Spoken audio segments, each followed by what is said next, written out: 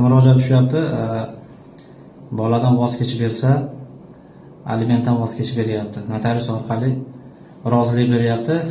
Farzandi, ayoli boshqa xo'jayinga turmushga chiqqan, chet elga olib chiqib ketish kerak bo'ladi, lekin evaziga alimentdan voz kechib berish kerak.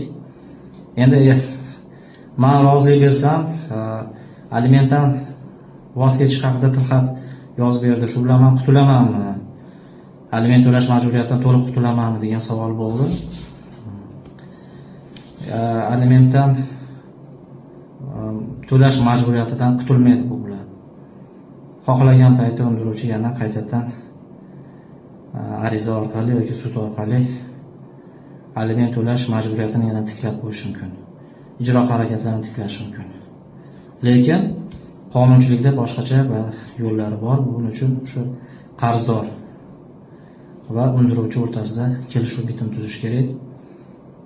Bu kelishuv bitim yuridik jihatdan huquq va majburiyatlar aniq puxta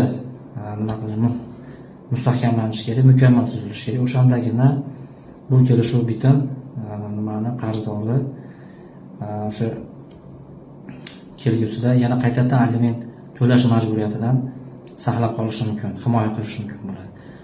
Agar sizga shu kelishuv bitim bo'yicha